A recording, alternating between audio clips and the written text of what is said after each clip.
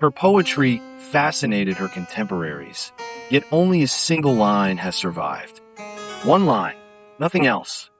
No letters, no personal notes, no journals. Everything we know about her intellect and talent comes strictly from the written accounts of those she corresponded with. And yet, that one line remains. It reads, "I ask your forgiveness. I am an alpine tiger." Her name was Ginevra de Benci, a poet and intellectual celebrated across the elite circles of Florence. When Leonardo da Vinci painted her portrait, she was just 16 years old. Today, it stands as the only painting by Leonardo in the Americas, housed in Washington, D.C. But this portrait is not what it seems. We will never see it as Leonardo originally intended, because a massive portion of the panel was destroyed. And that missing piece doesn't just alter the composition, it changes the very meaning of the artwork. No surviving poems, no complete portrait, no happy ending. Although that last bit isn't actually certain. There's a far more down-to-earth version of the dramatic story I'm about to tell. And honestly, it's just as fascinating as the romance that journalists and bloggers keep recycling. Let's look at what actually remains. Ginevra faces us almost directly, and for late 15th century Florence, this was revolutionary. Before Leonardo, female portraits in Italy were painted strictly in profile, rigid, formal, almost like a motif stamped onto a coin. They showed what a woman looked like, but revealed zero emotion. There was no eye contact. Here there is. She's looking right at you. Her pale skin catches a soft, even light, framed by tight golden curls. Her face is calm, almost aloof, yet behind that composure lies an intense, penetrating gaze. You can look into her eyes and try to read her mind only because Leonardo broke centuries of portrait tradition. He turned her toward the viewer, showing both eyes, the full shape of her lips, and the weight of her glance. In doing so, he transformed her from a decorative object into a living, breathing personality. Now look at the background. It's crucial. Rising behind Ginevra is a dense wall of juniper, dark and almost black against the pale sky. In Renaissance Italy, juniper was a symbol of female virtue. But there's a clever double meaning here. The Latin word for juniper is juniperus, and in Italian, it's Ginepro, a direct play on her name, Ginevra. Leonardo knew exactly what he was doing. Beyond the juniper bush, a landscape opens up, calm waters reflecting the sky and trees, and distant mountains melting into a cool blue haze. This is atmospheric perspective, Leonardo's signature technique for creating infinite space and giving the composition unmatched depth. When Leonardo started this portrait, he was only 20 years old. He was still an apprentice in the workshop of his master, Verrocchio, a young artist searching for his own voice and method. Ginevra de Benci was one of his very first independent works, yet it already reveals how he viewed the purpose of portraiture. Leonardo didn't just want to capture features. He wanted to paint the inner psychological life of his subject. He wanted you to feel that the person on the canvas was actively thinking and feeling. Leonardo was effectively the first artist to create a true psychological portrait. Over his entire lifetime, he would complete only 3 other portraits of women, at least that we know of.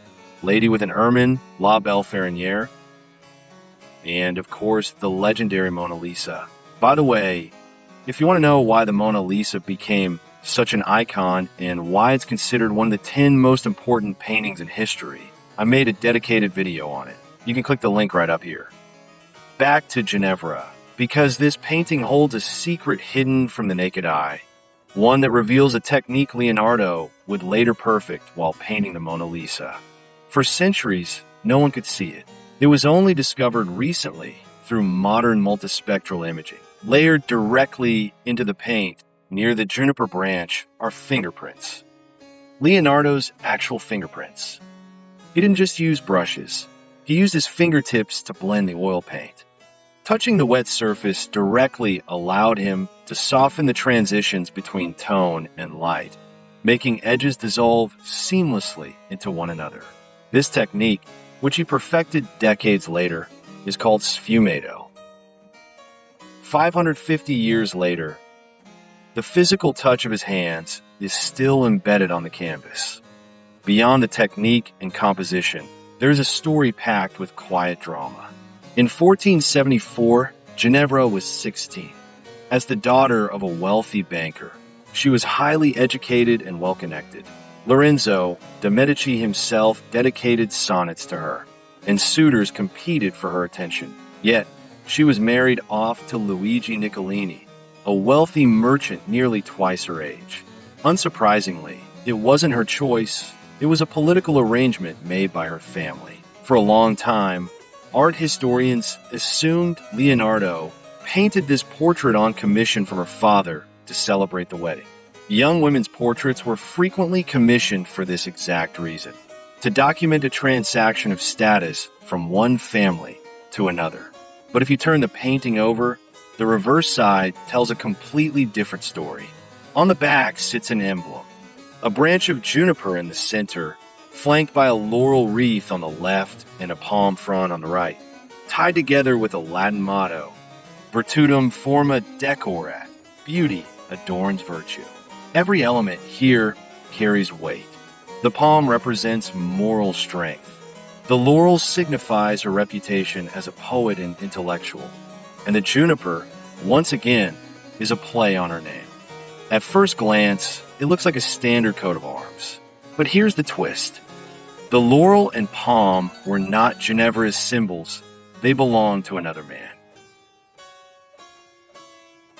They were the personal emblem of Bernardo Bembo, the Venetian ambassador to Florence. Bembo was a celebrated humanist, diplomat, and intellectual. History tells us he was deeply, platonically obsessed with Ginevra, even though he was already married. He publicly called her the most beautiful woman in Florence and commissioned 10 poems in her honor. So why were his personal symbols painted on the back of her portrait? Many scholars now believe the painting wasn't commissioned by her father or her husband at all, but by Bembo himself. A man who couldn't legally be with the woman he loved paid Leonardo to capture her memory. Modern technology revealed another crucial clue. Under infrared light, scientists discovered a hidden layer beneath the current motto. Originally, the painting bore Bembo's personal motto. It was painted first, then covered up. To this day, we still don't fully know why. Now, for the detail that changes everything. As I mentioned earlier, the painting we see today is incomplete. Over 200 years ago, the bottom third of the panel was cut off, likely due to water or fire damage. What was lost in that missing section? Scholars believe it contained her hands. A surviving sketch by Leonardo, now kept at Windsor Castle, suggests Ginevra's hands were folded gently, perhaps holding a small flower, a symbol of devotion.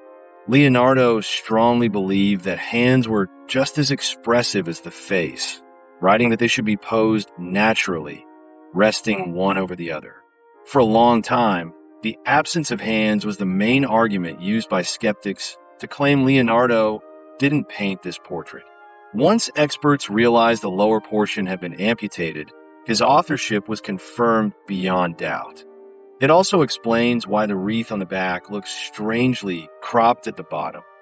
As for Ginevra de Benci, she lived a long life. She outlived her forced marriage, her admirer Bernardo Bembo, and Leonardo himself.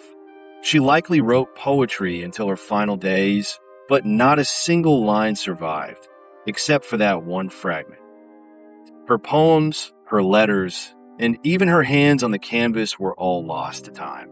All that remains is a face captured by a 20-year-old artist who spent months blending paint with his own fingers to create a masterpiece that somehow survived 500 years.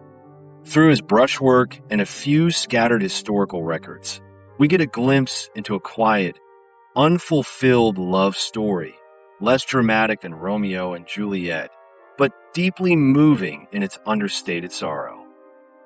And now for a different take on this drama, which quite possibly was never really a drama in the first place. Ginevra de Benci lived by the rules of courtly convention, an elaborate code of social behavior, much of which would strike us as very strange today.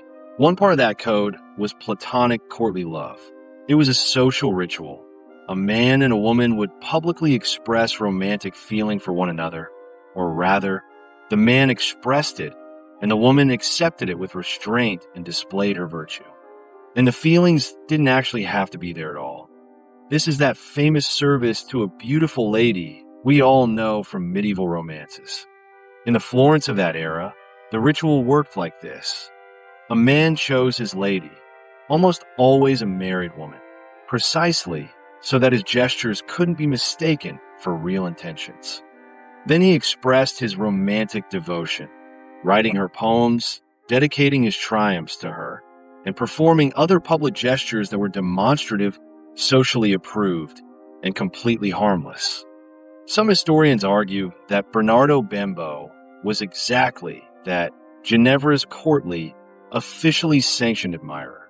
By the time he arrived in Florence as an ambassador, he was already married, and he's believed to have brought a mistress and her child with him from Venice. It's quite possible that choosing Ginevra, a daughter of one of Florence's most powerful families, was a political calculation. They first met when she was already married, and she was 17, which raises a possibility. Commissioning her portrait, with all that beautiful symbolism on the reverse, may have been nothing more than part of the ritual.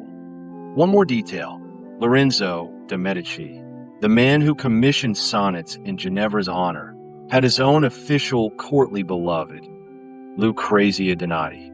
Although some believe those sonnets were commissioned by Bembo as well, as part of his courtship, and that Lorenzo wrote only 2 of them himself, somewhat later.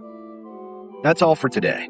In upcoming videos, I'll be diving into the hidden symbolism behind other iconic masterpieces. If you enjoyed this breakdown, consider subscribing so you don't miss the next one. Have a great day.